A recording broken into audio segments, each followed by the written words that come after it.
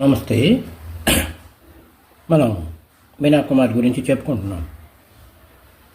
గత భాగంలో మీనాకుమారికి యాక్సిడెంట్ జరిగినట్లు, పూనాలోని సుశాన్ హాస్పిటల్లో చేరినట్లుగా తెలుసుకున్నాం. ఆమె మనసు తోచిన కమల్ అమరోహి హాస్పిటల్కి వచ్చి ఆమెని పరామర్శించినప్పుడు ఆమె ఎంతో సంతోషించిందని కూడా తెలుసుకున్నాం. అతని కేరింగ్ మీనాకుమారిని బాగా ఆకర్షించింది. ఆమె కేవలం ఒక ప్రతిభావంతమైన నటిని అనుకున్న అమరోహికి కూడా ఆమె సున్నితత్వం, భావుకత తెలియవచ్చింది. ఉత్తరాలు రాసుకునేవాళ్ళు, ఒకరికొకరు ఇచ్చుకునేవాళ్ళు హాస్పిటల్లో ఉండగానే. 31 ఏళ్ల అమరోహి 18 ఏళ్ల Meena Kumari made for each other అనిపించడం అనేది ఒక పెద్ద విశేషం. ఏదైనా పని ఉండి అతను ఆసుపత్రికి రాకుంటే ఆసుపత్రి నుంచి ఫోన్ వచ్చేది, మీనాకుమారి మందులు ఆహారం తీసుకోవడం లేదని. వెంటనే అమరోహి పూనా వెళ్ళి ఆమెకు కనపడేవాడు. అప్పుడు కానీ ఆమె తన ఆహారం కానీ మందులు కానీ తీసుకునేది కాదు. ఇలా 4 నెలలు గడిచింది. ఇక ఆసుపత్రిలో బాగుపడి తిరిగి వచ్చాక అనార్కలి షూట్ ప్రారంభమైంది. జైలు సీన్ తీశారు. ఆ షాట్స్ బ్రహ్మాండంగా వచ్చాయి. మీనాకుమారి ప్రతిభకి దర్శకుడు అమరోహి కానీ మిగతా వాళ్ళు కానీ ఎంతో సంతోషపడ్డారు. దాంతో ప్రేమికులు టెలిఫోన్ సంభాషణలో ప్రేమ మాటలు దొల్లేవి. రాత్రంతా గడిపేవాళ్ళు అలాగే మాట్లాడుకుంటూ. ఇదంతా కూడా బక్షీకి తెలిసేది కాదు. అయితే నిర్మాతల దురలవాట్లు వల్ల అనార్కలి ఆర్థిక ఇబ్బందుల్లో పడి అర్ధాంతరంగా ఆగిపోయింది. మీనాకుమారి ఇప్పుడు ఫుట్పాత్, బైజు బావరా సినిమాలు దగ్గర ఉన్నాయి, చేస్తున్నది, షూట్ చేస్తున్నది. కమల్ని పెళ్లాడాలని మీనాకుమారికి ఉన్నప్పటికి కూడా తండ్రి ఏమంటాడో అన్న భయం ఆమెని వెంటాడుతూ ఉంది. ఫిబ్రవరి 14, 1952 బక్షి కూతుళ్ళిద్దరిని వైద్య పరీక్షకి జస్వాల్ ఆసుపత్రికి తీసుకెళ్ళాడు. 2 గంటలు ఆగి మళ్ళీ వస్తాను, మిమ్మల్ని తీసుకెళ్తాను ఇంటికి అని చెప్పి కారెక్కి వెళ్ళిపోయాడు. ఇదే సమయంగా ముందే ఒక వ్యూహం అనుకుని ఉన్న అమరోహి ఆమెని, ఆమె చెల్లెల్ని తీసుకెళ్ళి ఖాజీ ముందు పెట్టాడు. ఖాజీ అమరోహి మీనాకుమార్ల నిఖా జరిపించేశాడు.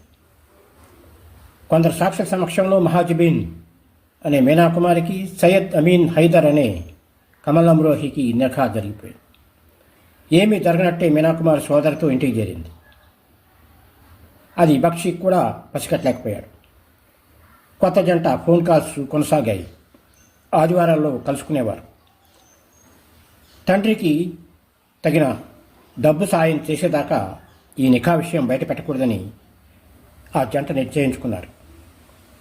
పెద్దమ్మాయి ఖుర్షిద్ పెళ్ళైపోయింది.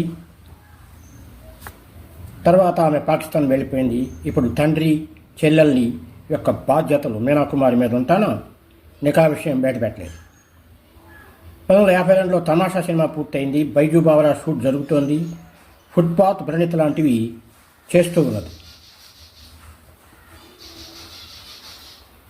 ఇప్పుడు ఆమె సినిమాలు చూస్తే 52లో తమాషా, బైజు బావరా, అలాడిన్ और జాదూ చిరాగ్, 1953లో నౌలకాహార్, పరిణీత, ఫుట్పాత్, దోబిగా జమీన్ జరిగినాయి. తర్వాత ఇంతలో నిఖా విషయం బక్షికి ఎలా తెలిసిందో తెలిసిపోయింది. అతను ఆగ్రహంతో ఊగిపోయాడు. మీనాకుమారి తండ్రి యొక్క కోపాన్ని, కేకల్ని చూసి దుఃఖంతో గదిలోకి వెళ్ళిపోయింది. ఈ సంగతి తర్వాత భర్తను కలిసి చెప్పినప్పుడు ఆయన అన్నాడు, సహనంగా ఉండు, ముందు సినిమాల మీద దృష్టి పెట్టు అన్నాడు.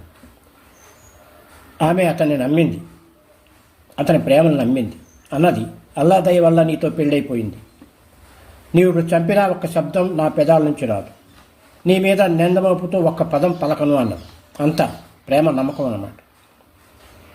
తమాషా మూవీ విడుదలై ఫ్లాప్ అయింది. కానీ బైజు బావరా సూపర్ హిట్గా నిలబడింది, క్లాసిక్గా నిలబడింది. ఎన్నో వారాలు ఆడింది ఆ సినిమా. ఆ సినిమా షూట్లో మీనాకుమారి నదీ ప్రవాహంలో ప్రమాదం దాకా వెళ్ళి చావు నుంచి బయటపడింది. సహజంగా మీనాకుమారి డేట్స్ తండ్రి చూస్తుండేవాడు ఆమె తరఫున. 1953 నాటి నవలకాహార్, దానాపాని, బ్యాంక్ మేనేజర్, ఇల్జామ్, అమర్ సినిమాలకి అతను అగ్రిమెంట్ల మీద సైన్ చేశాడు. ఇంతలో కమలా అమరోహి దాయిరా సినిమా తీయదలుచుకున్నాడు. మీనా కుమార్నే బుక్ చేసుకున్నాడు భార్యని. తండ్రి అంటాడు, నువ్వు అమర సినిమాకి షూటింగ్కి వెళ్ళు, అదే సమయంలో దాయిరా షూటింగ్ నువ్వు వెళ్ళవద్దు, అమర్ సినిమా చాలా పెద్ద నిర్మాతలది, పెద్ద దిలీప్ కుమార్ హీరో అంటాడు.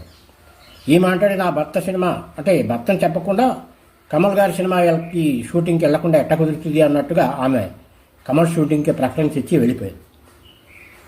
తండ్రి అన్నాడు, నువ్వు గనక అమర్ షూటింగ్ కనుక వెళ్ళకపోయావంటే ఈ ఇంటి తలుపులు మూసుకుపోయినట్టే నీకని. కానీ 1953 ఆగస్టు 14వ తేదీ దాయిరా షూట్ అయ్యాక ఇంటికి వస్తే తండ్రి ఆమె మొహం మీదే తలుపులు వేసేశాడు. ఇక చేసేది లేక మీనాకుమారి నేరుగా తన భర్త కమల్ ఇంటికి వెళ్ళిపోయింది. చేతిలోని సినిమాలన్నీ చాలా స్పీడ్గా పూర్తి చేస్తోంది. ఆమె 11 ఏళ్లలో దాదాపు 50 సినిమాలు పూర్తి చేసిందంటే ఆమె వేగాన్ని మనం అంచనా వేయచ్చు. ఇప్పుడు వైవాహిక జీవితం కూడా బాగుంది, సినిమా కెరీర్ బాగుంది. చెల్లెలు మాథు యొక్క పెళ్లి హాస్యనటుడు మహమూద్తో జరిగింది. ఆమె ఆ సమయంలో లక్ష్యాడ్ కూడా చేసింది. తండ్రి మాత్రం మరొక ఆమెని పెళ్ళాడాడు, ఫిర్దౌస్ అనే ఆమెని. ఇలా జరుగుతూ ఉంది. కమల్ మొదటి భార్య పరిణామాలకు తట్టుకోలేక తన గ్రామానికి వెళ్ళిపోయి అక్కడ శేష జీవనం గడపసాగింది. 53లో ఆమె నవలకాహార్, పరిణీత, ఫుట్పాత్, దోబిగా జమీన్, దానాపాని, దాయిరా పూర్తి చేసింది. 54లో ఇల్జామ్, చాందినీ చౌక్, బగ్దాద్, 55లో రక్సానా, అదిల్ జహంగర్, బందిష్ అజాద్, 56లో మేమ్ సాబ్, ఏక్ హీ రాస్తా, షట్రంజ్, నయాద్, అందాజ్, హలాకు, బంధన్, 57లో శారదా, మిస్ మేరీ, 58లో సహారా, యాహుదీ, సవేరా, ఫరిస్తా, 59లో చాంద్, ఉద్దాంగిని, షరారత్, సత్తా బజార్, మాధు, జాగీర్, చిరాగ్ కహా, రోషనీ కహా, చార్ దిల్, చాహత్ రాగ్, 60లో కోహినూర్, దిల్ అప్నా ప్రీత్ పరాయా, 61లో జిందగీ ఔర్ ఖ్వాబ్, ప్యార్ కా సాగర్, బాబీ కి చుడియా, 62లో సాహిబ్ బీబీ ఔర్ గులాం, మై చుప్ రహూంగి, ఆరతి, 63లో దిల్ కినారా కినారా, దిల్ ఏక్ మందిర్, అకేలి మత్ జాయియే, 64లో Benazir, my be Ladki who, సంజ్ ఔర్ సవేరా, గజల్, చిత్రలేఖ. ఈ సినిమాలు ఆమె వరుసగా చేసుకుంటూ పోయింది. పరిణీత చాలా గొప్ప విజయం సాధించింది. దానికి బిమల్ రాయ్ దర్శకుడు. ఆ రోజుల్లో దిలీప్, నిమ్మి, రాజ్ కపూర్, నర్గీస్, భరత్భూషణ్, సురయ్య జంటల్లా మీనా కుమార్, అశోక్ కుమార్ జంట కూడా మంచి పేరు తెచ్చుకుంది ఈ పరిణితి సినిమాతో. 1954లో ఆమె చేసిన సినిమాల్లో చాందినీ చౌక్ హిట్ అయింది. 55లో ఆజాద్ లాంటి సినిమాలు హిట్ అయ్యాయి. 56 తర్వాత భార్యాభర్తల మధ్య అపార్థాలు, అనుమానాలు, ఇన్ఫీరియారిటీ కాంప్లెక్స్, సుపీరియారిటీ కాంప్లెక్స్ ఇలాంటివన్నీ మొదలయ్యాయి. 1959లో చిరాగ్ కహా, రోషనీ కహా పెద్ద హిట్ అయింది. 1960 దిల్ అప్నా ప్రీత్ పరాయా, కోహినూర్ హిట్ అయ్యాయి. అయితే ఆమె వైవాహిక జీవితం దారిలో పడేట్టు కనపడలేదు. ఈగోలు పెరిగిపోయాయి. ఆమె బాగా రాణిస్తుందనే అనుమానం అతనికి. పైగా సభల్లో కూడా కమలా అమరోహిని తక్కువ చేసి ఆమెను ఎక్కువ చేసి మాట్లాడటం అతని గుండెని గాయపరిచింది. ఈ అనుమానాలతో ఆమె ఎంతో ప్రేమించిన భర్తతో సరైన కాపురం జరగకపోవట ఆమె నిద్రలేని రాత్రులు గడుపుతూ ఉంది. డాక్టర్ రోజు ఒక పెగ్గు మందు తీసుకోమన్నాడు. ఇది పెగ్గు నుంచి ఫుల్ బాటిల్ దాకా వెళ్ళిపోయి ఆమె పూర్తిగా మందుకు అడిక్ట్ అయిపోయింది. ఆమె మంచి సినిమాల్లో చేయటం కూడా అమరోహి భరించలేకపోయాడు. దేవదాస్, సాహిబ్ బీబీ ఔర్ గులాం ఇలాంటి సినిమాలన్నిటినీ ఆమె నటించకుండా కొంత అడ్డం పడ్డాడని చెప్పాలి. కానీ ఆమె దేవదాస్ని నటించలేకపోయింది. కానీ సాహిబ్ బీబీ ఔర్ గులాం నటించి పెద్ద పేరు తెచ్చుకుంది. 1964లో ఒక సంఘటన జరిగింది. అది పింజరేకి పంచే అనే షూట్ 1964 మార్చి నెలది. ఆ షూట్ సమయంలో కమల్ అమరోహి అసిస్టెంట్ బఖర్తో ఆమె బాగా వివాదపడింది. ఒక అతిథిని మేకపురంలో రానివ్వకుండా అతను ఆపాడు.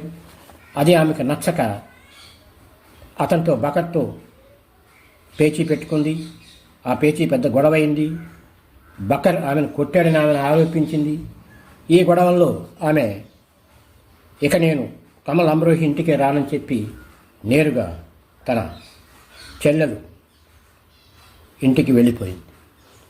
తర్వాత ఏం జరిగిందో నెక్స్ట్ భాగంలో చూద్దాం. Thank you. నమస్తే.